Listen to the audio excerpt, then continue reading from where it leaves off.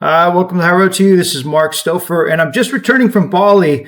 And I always try to promote High Road to You is about nutrition, physical, and social activity every single day. And I had always wanted to go to Bali.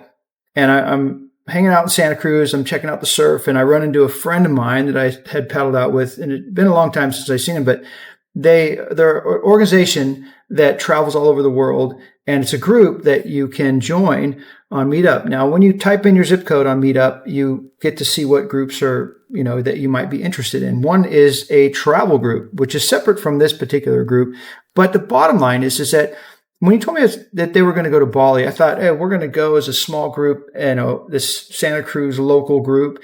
And it was, I would say, close to 200 people. When I showed up, in Bali, it was a 24-hour flight total time, with layover in Hong Kong for 4 hours. And, it was, that was a challenge. That was for sure a challenge. But once I got there, the group had organized everything. So they told me what things to fill out prior to arriving at the airport there in Bali, and then how to navigate the airport, because it was a chaotic mess, right? And once you have these QR codes, because you've done things online, you can really streamline through the airport. And the other was arranging transportation. It was a total shit show. I mean, you have people coming at you from all directions, and they will take advantage of you. And so there's an app, but the group had arranged for transportation, or had given me direction on how to arrange transportation to this resort. And this is the other thing that was phenomenal. Not just meeting incredible people from all over the world, but just to have the insight of how to navigate everything for the first time. I probably would have spent most of the day, my first day in the airport, trying to get through, not knowing all of the prerequisites that were required. So that was incredible, right? But then the cost of everything was, I show up and I paid a little over $500, and I couldn't believe that I was at this like 5-star resort, all you can eat. And I actually checked out because I extended my stay because, that flight was so brutal. It took me 3 or 4 days to get used to the time difference, right? Major jet lag. And so once, I overcame that issue, then it was like, okay, now I'm more aware. I don't have this brain fog going on. And then now I wanted to navigate the rest of the island and see what it was about. But one of the things was I didn't want to be at an all-inclusive, because all we did was there was food constantly, a buffet of food.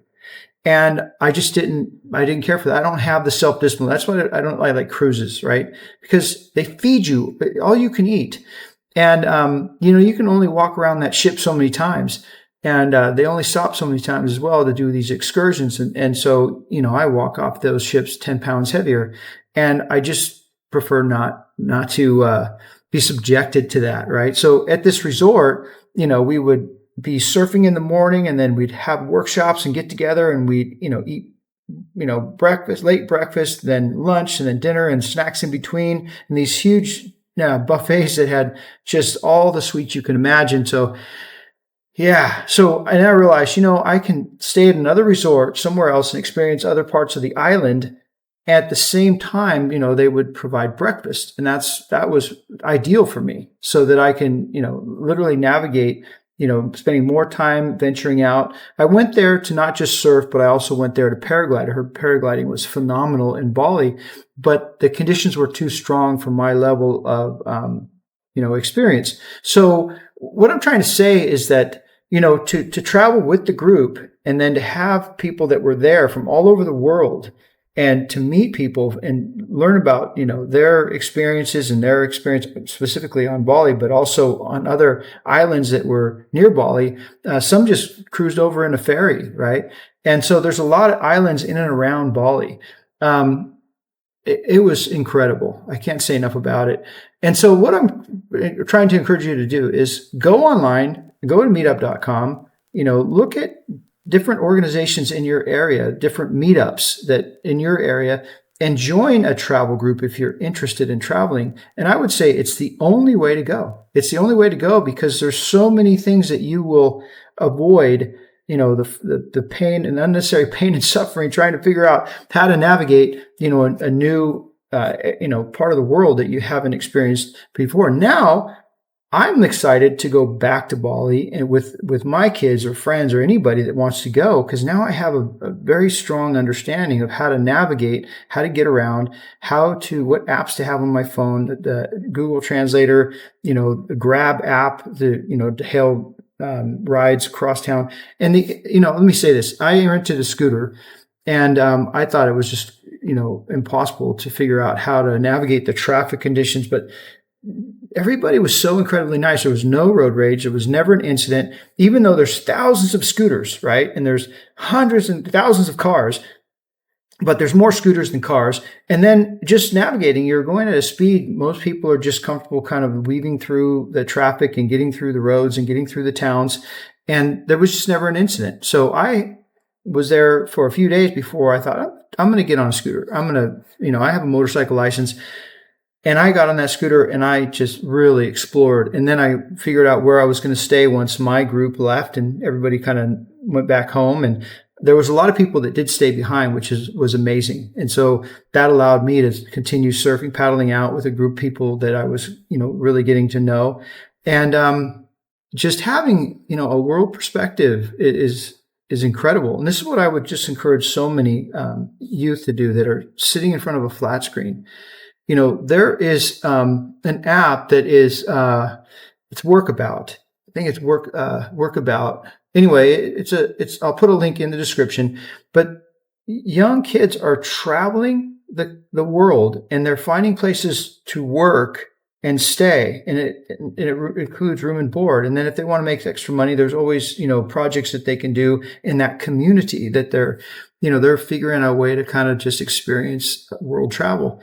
And I would say that, that beats any video game. That beats anything that you might be watching on a screen that might be a series on Netflix. And let me say this too, is that when you venture out and then you just want some downtime, no matter where you are in the world, you can always plug in, to a flat screen, to your phone or your computer. And I would say that, a lot of people are giving where they should be taking and taking where they should be giving.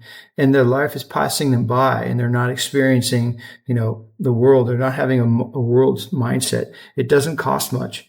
It doesn't cost much at all, especially if you're going to, work abroad. And there's plenty of websites that will allow you to look at all the opportunities that are out there. My sister, who's in Switzerland, Zurich, Switzerland, she first introduced me to it. She was doing this quite a bit.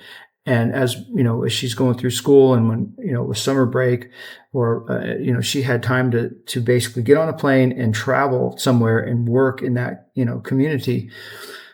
And, I can't say enough about it. So with that, I hope this inspires you and encourages you. Our High Road to You platform is now live, and we want to encourage you on nutrition, physical, and social activities.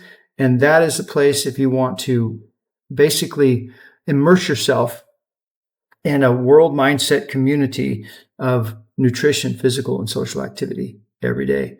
And with that, I hope this message finds you well. Thank you for watching High Road to You content. And this is where you take action. Nothing happens without action.